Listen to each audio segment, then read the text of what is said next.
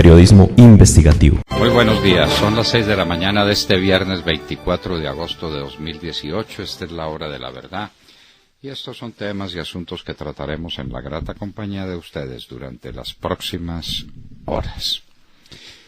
Los terroristas no son culpables, los culpables son las víctimas, porque si las víctimas no existieran, pues los terroristas no podrían matar a nadie.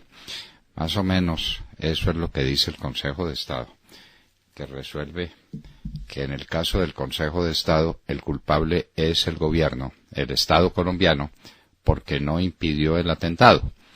De manera que todos los atentados que se cometen en Colombia van a ir por cuenta del Estado. Y la prueba de que el Estado no tenía el cubrimiento necesario en ese sitio es que el atentado se produjo. De manera que cualquier atentado corre por cuenta del Estado. Eso está bien, eso está bien. De manera que es una forma de democratizar la violencia. Los terroristas los terroristas matan y los contribuyentes pagan. Porque en últimas el que paga aquí es el contribuyente. El presidente Iván Duque dio unas declaraciones bastante serias sobre el particular. Porque esto es el colmo, Y sobre las reuniones institucionales que se hacían en el Club El Nogal esperamos las pruebas, porque aquí a la gente la condenan sin citarla y sin oírla. No sabíamos siquiera de la existencia de este proceso iniciado por una señora Frey o Freire, o como se llame, que estaba primero en búsqueda de empleos, que los consiguió, y ahora en búsqueda de mucho dinero, que también lo está consiguiendo gracias al Consejo de Estado.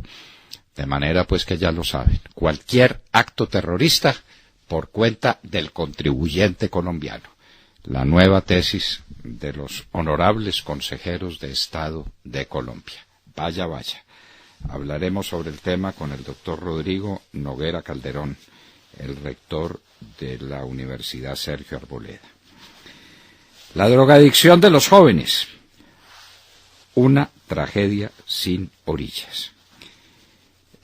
Bueno, vamos a ver qué dice sobre el particular el Consejo de Estado, ¿no? Estará con nosotros uno de los primeros especialistas en estas materias en Colombia, el doctor Efrén Martínez Ortiz. Para no olvidar, la violación de niñas y niños es un hecho de guerra que merece pena alternativa, es decir, que no merece ninguna pena. Esa fue tesis que planteó hace rato la señora ministra de Justicia, cuando el presidente Iván Duque lo que propone es cadena perpetua. De manera que el gobierno oscila entre que no se castigue de ninguna manera a los violadores de niños y de niñas, porque ese es un acto de guerra, porque eso es parte del conflicto, como dice la señora ministra, o que los condenen a cadena perpetua. Entre esos dos extremos está el mismo gobierno. En esto hay que tener cuidado, el gobierno apenas está empezando y es hora de que unifique sus puntos de vista sobre lo que pasa en este país. Porque la gente está impaciente. Y está impaciente porque hubiera esperado, después de la manera tan juiciosa como se hizo el empalme, que las decisiones empezaran a tomarse el 7 de agosto. Pero no va a ser en los 100 días, como Napoleón Bonaparte. ¿Por qué debe tenderse la mano al cafetero? Hablaremos en próximos días con el señor gerente de la Federación de Cafeteros. La crisis cafetera es de unas dimensiones colosales. El cafetero está trabajando a pérdida. El resultado de la revaluación del peso, de la que nadie habla, y es que hacen unas cuentas matemáticas y suman y restan, y que el dólar debiera estar a 3.000, y que ahí está muy bien. Pero contéstenos esta pregunta. Hace 15 años el dólar valía lo mismo. Y en estos 15 años al productor se le ha doblado el costo de producir cualquier cosa que produzca, flores, café, camisas, cualquier cosa que sea. ¿Cómo puede mantenerse con precios al doble e ingresos iguales? Eso es absolutamente imposible.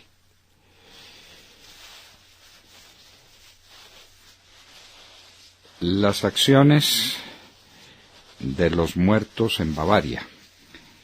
Hay una condena a una persona muy significativa en la sociedad colombiana, nada menos que abogado de Bavaria, el doctor Juan Manuel Arboleda, porque el juez considera que estuvo manipulando acciones de personas muertas, acciones que tenían en Bavaria personas que fallecieron, para quedarse con ellas. Feo asunto, obviamente, si tiene apelación merece todo el derecho a la defensa el doctor Juan Manuel Arboleda, pero muy feo asunto. Los 9 concejales de Neiva presos. William Calderón nos hablará del tema. ¿Cuándo vienen los que eligieron a un contralor impedido? ¿Cuándo vienen por ellos al Congreso? Porque lo de Neiva parece ser exactamente calcado de lo que ocurrió en Colombia. El señor Pipe estaba impedido. Y estaba impedido por razones obvias, porque era funcionario público de una entidad que se nutre de recursos del Estado colombiano, la Federación de Departamentos. Y fue elegido contra viento y marea. ¿Por qué querían?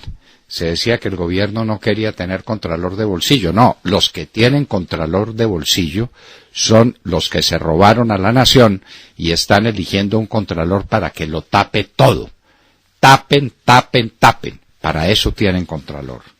¿Vendrá por ellos también algún día la policía en una sesión de la plenaria? Los impuestos a toda la canasta familiar, para ser franco, no son una idea feliz. No. Simplemente proponemos este tema. En primer lugar, la persona que está al borde de la pobreza, que son las personas de menores ingresos, que son las personas a los que se les va a devolver el IVA. Esas personas no se pueden poner a financiar al Estado. Yo pago primero el impuesto y después el Estado me devuelve. ¿Qué soy? Un financiador del Estado. Eso con la gente más pobre de Colombia, con el que compra un litro de leche para llevarle a su niño, o un pedazo de carne o una libra de arroz para sobrevivir. ¿Se le puede poner a que financie al Estado? Eso no parece lógico. Pero además, ¿quién cobra? Si una pobre persona de estas tiene a su favor 27,000 pesos en el mes, ¿dónde se va a cobrar los 27,000 pesos? ¿Y cuándo se los van a pagar? ¿Y dónde se hace la cola? No parece esa una idea feliz.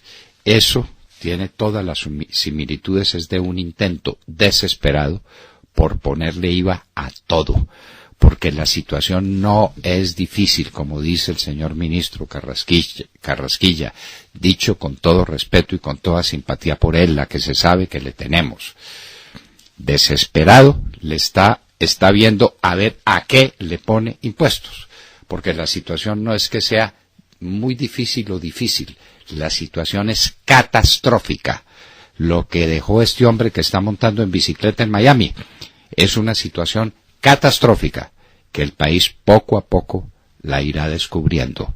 Mal comienzo, negarle al país la dimensión del desastre y acudir a soluciones como esta, que no son nada inteligentes.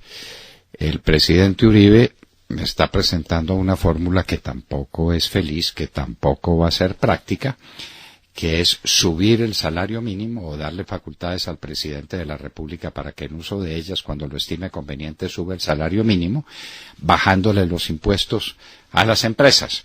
Eso no va a ser técnicamente viable, eso no va a ser posible. Estamos a puertas de un aumento al salario mínimo, esperemos a ver qué sucede para darle esas facultades al presidente de la República. Esto no tendría antecedentes en Colombia. Darle facultades para que un día cualquiera eleve el salario mínimo, eso no ha gustado, definitivamente no ha gustado. Condenados a 24 años en Londres los del Narcojet. En Colombia los condenaron al mismo tiempo, funcionó rápido la justicia colombiana, pero los condenaron exactamente a la mitad, a 12 años. Ahora de Londres están pidiendo a los que condenaron aquí para que respondan allá por el famoso Narcojet. El jet muy distinguido que salió de Bogotá llevando droga para Londres. La pregunta obvia que uno se hace en estos casos: ¿cuántos narcojets sí pasaron? ¿Cuántos? Lo mismo que el caso del bus que tuvo el trágico accidente llegando a Quito. ¿Cuántos buses habían pasado? ¿Y cuánta marihuana habían mandado desde aquí al Perú o a Chile con unas ganancias fabulosas? Esa es la pregunta que uno debe hacerse siempre que vea un éxito de estos de la policía colombiana. Pasa lo mismo en Sudáfrica que en Zimbabue. Muy pronto nuestra Tatiana Guerrero nos contará qué está pasando en Sudáfrica. Dicen que es terrible, que es un apartheid al revés. Como ahora son los negros los que tienen el poder, se están desquitando de los blancos y los están expropiando y les están quitando los bienes sin indemnización ninguna. Eso se llama confiscación. En Zimbabue hicieron algo parecido y quebraron a Zimbabue. ¿Va por el mismo camino Sudáfrica? Trump frente a Cohen. Cristina Londoño nos hablará hoy del tema. Entonces, Trump tranquiliza a la gente diciendo: no, esa plata que le pagó Cohen a un par de prostitutas, eso cómo se llamará, de cuello blanco, cómo se llamarán las prostitutas ricas, las conejitas y las que trabajan en la escena pornográfica, que la plata no era de la campaña, sino que la plata era personal suya. Y entonces mandó a Cohen para que pagara la plata, para que no dijeran nada estas prostitutas elegantes, y eso no incidiera en el éxito o en el suceso de la campaña electoral. ¿Cómo le parece la tranquilidad que manda Trump? La plata no era de la campaña, sino que la plata era mía, para pagar prostitutas que yo utilizaba y para pagarlas para que no dijeran nada y no me quitaran puntos en la campaña electoral. ¡Qué horror! Hay un nuevo estudio que cualquier consumo de alcohol es nocivo para la salud. Me parece contraevidente, por una razón elemental. En los países europeos no se concibe un almuerzo sin una copa de vino. Luego estarían todos los europeos muertos, y lo que señalan las estadísticas es que cada día viven más. Nicaragua otra vez. El jefe de policía es el consuegro de Ortega. Cuidado con los consuegros. Cuidado con los consuegros. Además, este consuegro de Ortega está acusado por actos de brutalidad en los Estados Unidos. El huracán Lane sobre Hawái. La verdad de las verdades es que no se tienen noticias. No se sabe qué está pasando en Hawái cuando se abatió sobre ella, sobre el archipiélago, el huracán Lane, con unos vientos terribles que pudieron causar muchos daños, pero todavía no se sabe nada. Dios ampare a la gente de Hawái. Ocurrió también en China. Uno de los principales monjes budistas abusaba de las monjas, y entonces se le inicia un proceso a este monje budista que no le va a ir bien. Con la justicia china las cosas son a otro precio, pero en todo caso, pues qué horror, ya son los monjes budistas también los que abusan de las monjas. Ecuador se retira del ALBA, motivo Maduro. El ALBA es la organización internacional. Maduro hizo dos organizaciones internacionales. La una, UNASUR, a la que Colombia entró, bueno, esto había sido obra de Chávez y también de Lula, a la que Colombia entró con muy poco acuerdo, con mucho más ímpetu del momento que serenidad para estudiar eso que era. Era simplemente una unión de países resentidos con los Estados Unidos para hacer una OEA sin Estados Unidos y sin Canadá. Una locura. UNASUR se está acabando. Y el ALBA también se va a acabar. Y Ecuador era miembro del ALBA y ahora se retira alegando que Maduro está haciendo unas cosas atroces en el Ecuador y que le está en Venezuela, pero que le está causando problemas muy serios al Ecuador con la migración. A propósito de esa migración, nuestro brillante canciller, el doctor Carlos Holmes Trujillo, está haciendo gestiones en la ONU para que el tema de la migración de los venezolanos se tome en serio. Dios mío, esto es una catástrofe humanitaria. Lo que se está cometiendo en Venezuela es un genocidio y el mundo no dice una palabra. Y entonces uno se pregunta, ¿para qué demonios sirve la ONU? Y la respuesta no puede ser sino una: no sirve para nada sirve la ONU. En Siria han combatido 63.000 militares rusos.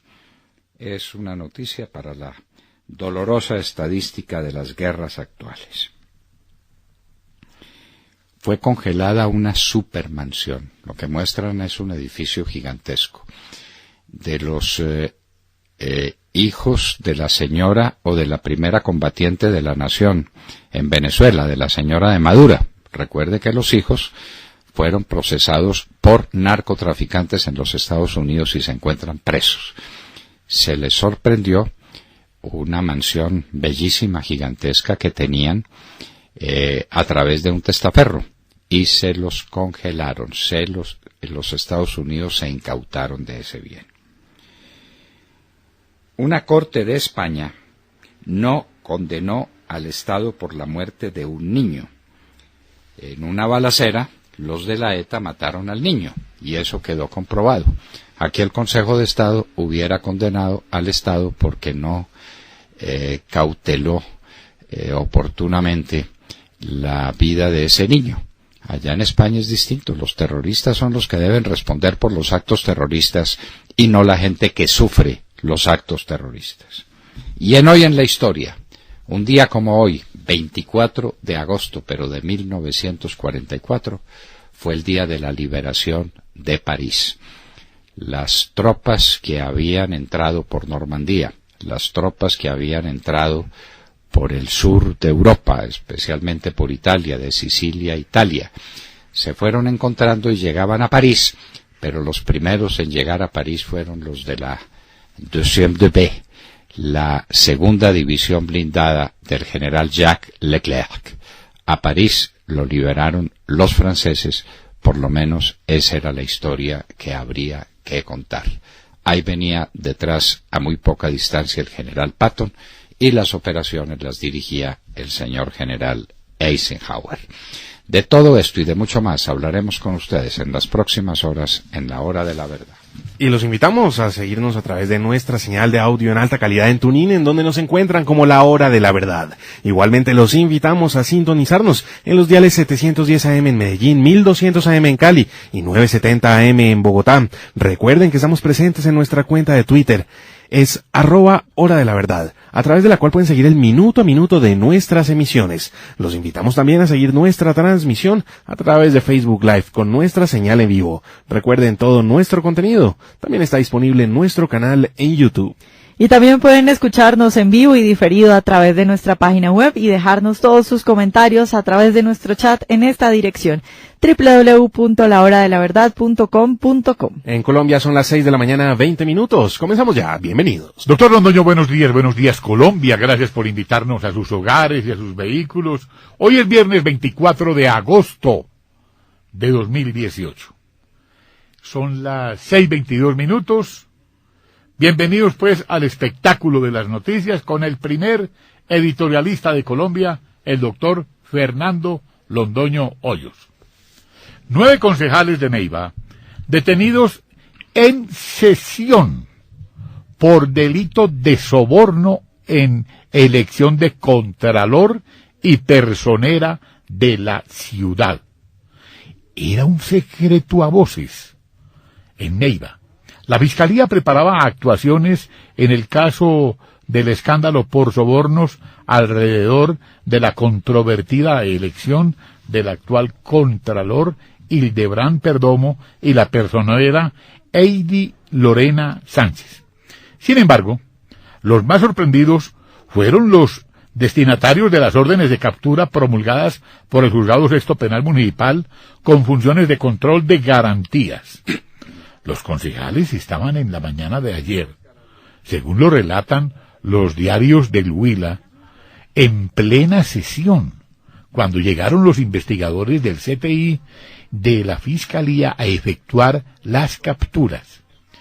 Intervenía la concejal Leila Rincón, cuando la sesión fue interrumpida debido a la presencia de la justicia.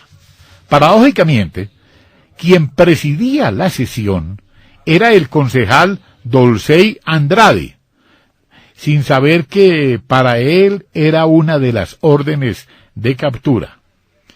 Del Consejo Municipal, los investigadores del CTI se llevaron en calidad de capturados a los concejales Dolcey Martínez, Marco Alirio Carrasquilla, Ovidio Cerrato, Dolcey Andrade, Juan Carlos Ramón, Carlos Sterling, Luis Eduardo Penagos y Jesús Garzón.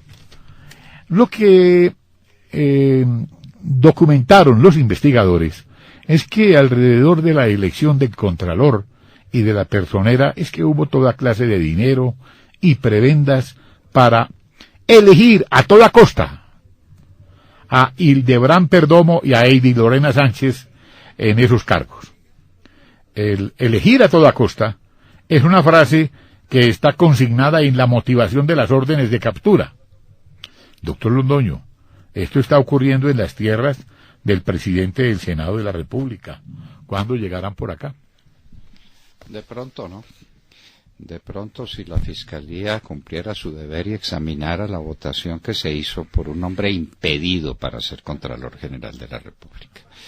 Él hasta ayer o hasta hoy, uno no sabe, fue quien dirigía o coordinaba o era presidente o como se llame, de la Federación de Departamentos. ¿De qué se nutre? ¿Cuáles son los fondos de los que se nutre esa Federación de Departamentos? Estamos averiguando, espero que tengamos éxito, cuál era el salario que tenía este tal Pipe. Pues esa Federación de Departamentos se nutre de dineros oficiales, tanto de los departamentos, pero sobre todo de dineros de la nación. La nación nutre económicamente, directa o indirectamente, a la Federación de Departamentos. Ese señor estaba impedido para ser Contralor. Y ahora, pues obviamente, tiene una misión sagrada que cumplir, que es la de tapar todas las irregularidades y todos los robos que se cometieron en Colombia durante los últimos años, los últimos 8 años del gobierno de Santos y especialmente en los últimos 4, pero en los últimos 8. Entonces tapen. Aquí sí cabe esto. ¿Cuándo van a llegar al Congreso de la República con órdenes de captura del CTI? Bueno, esa sería una redada bastante grande, ¿no? ¿Fueron cuántos? 200 y tantos votos. 203. Van a necesitar unos cuantos buses de la policía para trasladar tantos delincuentes, si es que la ley se cumple. Pero ese señor, ese Pipe, está impedido para ser Contralor General de la República. Uno no puede ser empleado de una organización, establecimiento, agencia, como se la quiera llamar, que se nutra de dineros oficiales y al mismo tiempo ser elegido para custodiar los dineros oficiales. No, eso no es posible. Y nos vamos para los Estados Unidos. Cristina Londoño, buenos días. Hola papi, muy buenos días y muy buenos días a todos. Bueno, estamos viendo los días más oscuros de la presidencia de Donald Trump hasta el momento y más allá. El comentarista de la cadena NBC, Jonathan Allen, dice que la presidencia estadounidense está viviendo su peor momento desde el escándalo de Watergate en 1974, que acabó costándole la presidencia a Richard Nixon, también republicano.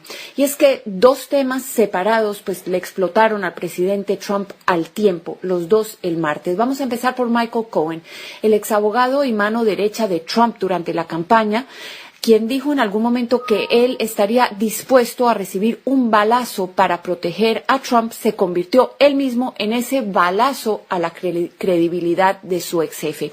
Y es que Cohen se declaró culpable de delitos graves que incluyen comprar el silencio ilegalmente de mujeres que decían haber tenido relaciones con Donald Trump para ayudarlo a ganar la presidencia. Trump ha negado las relaciones, pero no ha negado el pago de ese dinero. Pero lo más grave de esta confesión de Michael Cohen es que aseguró que su jefe no solo estaba enterado, sino que él mismo ordenó esos pagos. Trump, por su parte, no está sorprendiendo al público estadounidense al haberse dado la vuelta y atacado por Twitter a Michael Cohen, diciendo, si alguien está buscando un buen abogado, pues le sugiero que no lo contraten a él.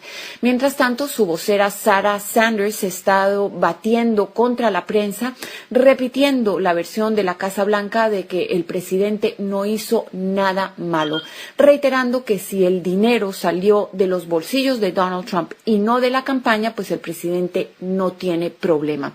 Sin embargo, la realidad es que Michael Cohen se declaró culpable precisamente de violar las leyes de financiamiento de campaña y ahora enfrenta años en la cárcel. Y para mayor preocupación del presidente, podría estar negociando que le rebajen la condena si habla más, si revela más información. Y es que el abogado de Cohen, Lanny Davis, le dijo a Telemundo que Cohen está comprometido con decir la verdad, dando a entender que tiene más que decir. Por otro lado está el caso de Paul Manafort, expresidente de la campaña de Donald Trump, también declarado culpable o que fue declarado culpable el martes de 8 cargos de fraude bancario e impositivo. Esto porque es importante, porque el juicio contra Manafort es parte de una pesquisa que está siendo llamada como la trama rusa. La encabeza el fiscal especial Robert Mueller y ustedes recuerdan, él trata de determinar si la campaña de Trump se alió y trabajó con Rusia para influenciar el resultado de los comicios presidenciales en contra de Hillary Clinton y a favor de Donald Trump. La pesquisa de Mueller ya ha involucrado a varios exaliados del presidente Donald Trump que se han declarado culpables de delitos graves, entre ellos Michael Flynn, que fue asesor de seguridad nacional, Rick Gates, su gerente de la campaña, y el ex asesor George Papadopoulos. La pregunta que se hacen muchos es si Mueller se está acercando cada vez más a implicar directamente a Donald Trump en esta pesquisa, aunque él lo niega todos los días vía Twitter. Pero, ¿qué pasaría? ¿Podría haber consecuencias graves para el presidente Trump? Bueno, hay varias opciones. Una, por ejemplo, es que no pase nada, que no enfrente ningún cargo y que siga liderando Estados Unidos durante uno de los periodos más largos de prosperidad económica.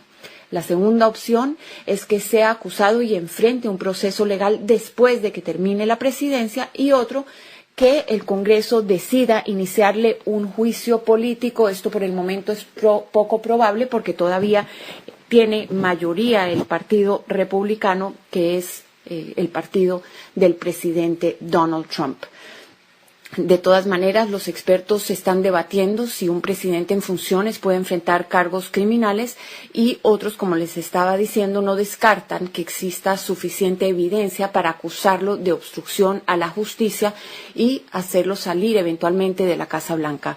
Hay destacados conservadores, como el comentarista Bret Stephens del New York Times, que dice que el presidente debería renunciar. Lo había criticado anteriormente, pero no le había pedido la renuncia, mientras otros en la base del presidente Trump, los votantes, sus partidarios, los que lo llevaron a la Casa Blanca, dicen que lo están apoyando con más fuerza que nunca, acusan a los medios de prensa de ser sus enemigos y de haber estado avanzando un complot en su contra con noticias falsas. Es lo que tengo por el momento. Ahora regreso contigo al estudio, papi. Que tengas muy buenos días y muy buenos días a todos. Muy buenos días y muchas gracias, Cristina. Qué días los que está viviendo Donald Trump en los Estados Unidos. Sergio Gel. Doctor Londoño, muy buenos días para usted, para todos nuestros oyentes. Polémica, inmensa polémica la que generó la propuesta del ministro de Hacienda, Alberto Carrasquilla, de gravar con IVA la canasta familiar.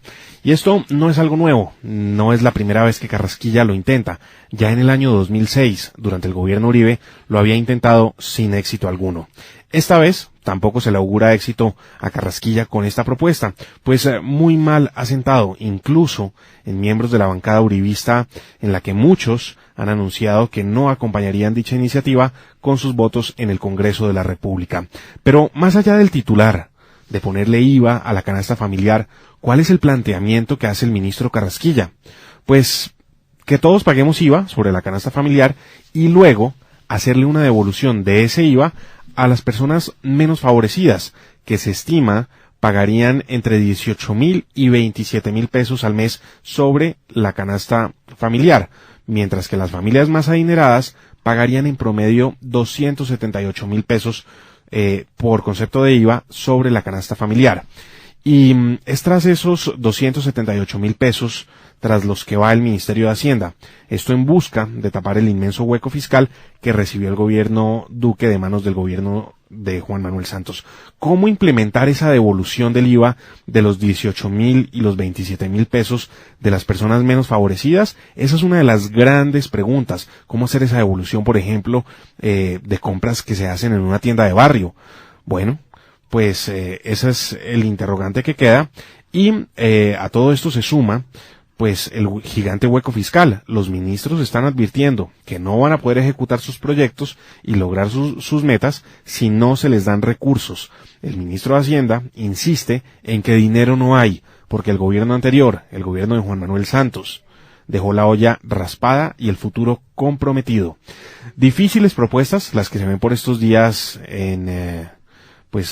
emanadas no solamente desde el Ejecutivo, sino también desde el Legislativo. La del senador Uribe de aumentar de un plumazo el salario mínimo al mejor estilo de Maduro es ahora secundada por esta propuesta del ministro de Hacienda intentando gravar la canasta familiar. Ay, Dios mío, ¿por qué no dice el gobierno la verdad? Porque es que uno comprende al ministro Carrasquilla, no puede espantar a los inversionistas, no puede espantar a los prestamistas de Colombia, no puede espantar al mundo entero, uno lo entiende, pero si dice la verdad. Y diciendo la verdad, dice que se van a tomar las medidas necesarias para contrarrestar los terribles efectos de la administración Santos. ¿Por qué se dice simplemente que la situación es difícil pero manejable? Y no decir que la situación es como es, catastrófica. Difícil e inmanejable. Para que la gente sepa que se tienen que tomar medidas absolutamente excepcionales y gravísimas para que el país pueda continuar su ritmo. Porque Santos dejó una quiebra. Pero eso no se dice. En nuestra opinión, esa es una equivocación. Uno tiene que decir la verdad. Solo la verdad os hará libres. Eso de maquillarla y de echarle barnicito por encima al automóvil vuelto pedazos en un accidente, eso no funciona, La gente necesita que le digan la verdad. ¿Cuál es la verdad de la economía que dejó Santos? Y a partir de ahí empecemos a construir entre todos. Pero esto no. La situación es difícil, pero la vamos a manejar. Pero le pongo IVA a toda la canasta familiar. Perdóneme, eso no es consecuente con nada. Esta es una medida heroica, extraordinaria, esencialmente antipática, que solamente podría valer en casos de extrema angustia.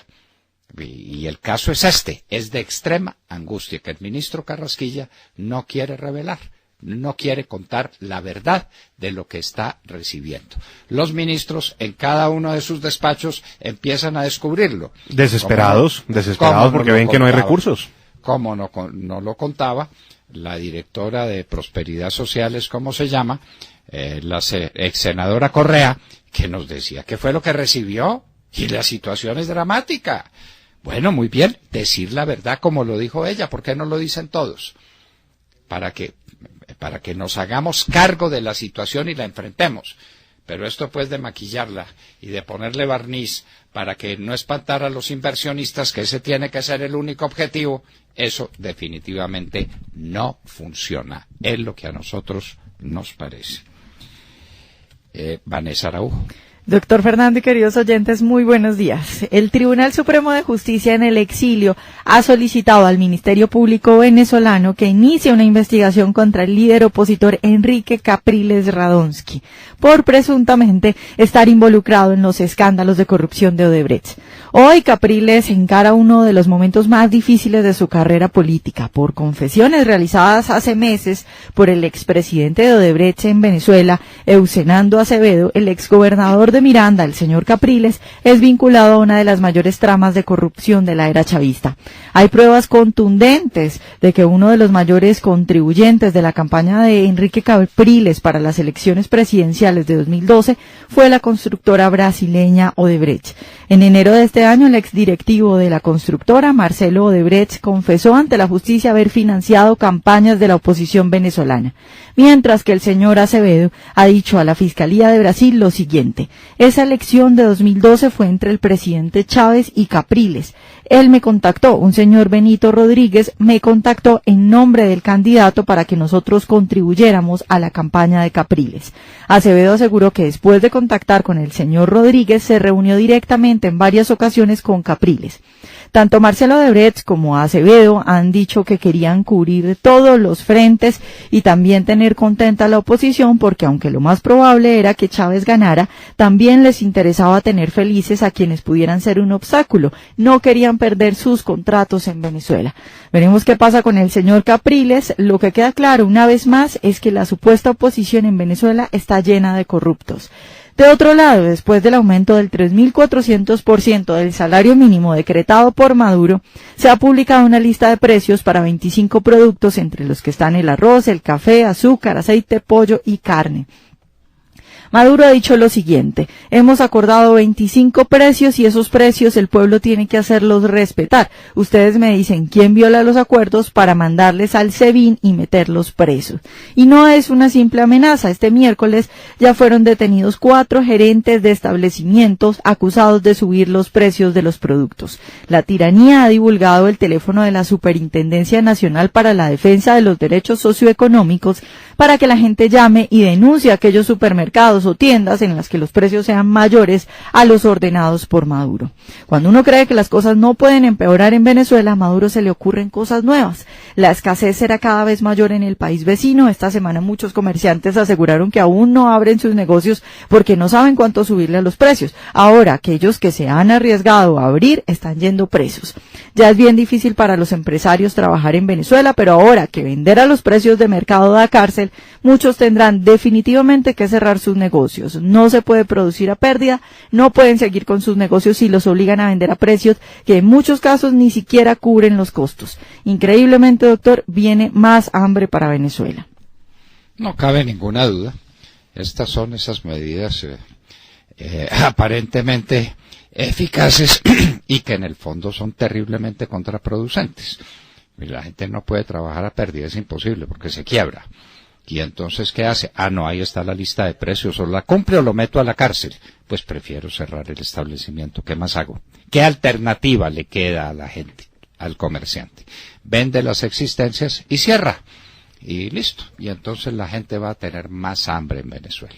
Eso es lo que está garantizando Nicolás Maduro con estas medidas tan ingeniosas, ¿no, Vanessa? A nadie se le habían ocurrido antes. No. A nadie. Y es increíble, doctor, que la gente todavía crea que eso puede funcionar, porque hay gente publicando en Facebook, venezolanos publicando en Facebook, el teléfono de la superintendencia esta para que la gente demande a aquellas tiendas que no cumplan con los precios. ¿No se dan cuenta que se están ahorcando ellos mismos? No se dan cuenta. No se dan cuenta, lo que está pasando en Venezuela es dramático y lo que viene, desgraciadamente, será peor. Tata Castro. Muy buenos días a todos. Arrancó la montaña en el Tour del Avenir y Colombia le puso sello. Iván Ramiro Sosa ganó la 7ª etapa de ayer, que tuvo un recorrido muy corto de 35.9 kilómetros, inclinado la mayoría, que terminó en Méribe. El colombiano de 20 años escapó con 2 rivales y su ataque en los últimos metros le dieron el triunfo sobre el estadounidense Brandon McNulty y el eslovaco Tadej Pogačar, líder de la clasificación general. Con el triunfo, Sosa ascendió al puesto 13 de la clasificación, ahora a 1 minuto 07 segundos del líder. Hoy nuevamente alta montaña, etapa 8 con 81 kilómetros, con final en ascenso de 2.1, donde el colombiano tendrá otra oportunidad para seguir descontando y tratar de lograr el título como lo hizo el año pasado Egan Bernal. Serán 3 etapas de montaña, contando la de hoy antes de terminar la competencia el domingo, cuando se conozca al ganador. Pero los triunfos de los colombianos, doctor Londoño, no se quedaron solo en Francia ayer. Álvaro Jodek ganó la primera etapa de la Vuelta a Alemania con un recorrido de 154 kilómetros. Jodek, compañero de Fernando Gaviria en el Quick Step, venció al alemán Pascal Ackermann del Bora y al italiano Nicola Bonifacio. La carrera termina este domingo.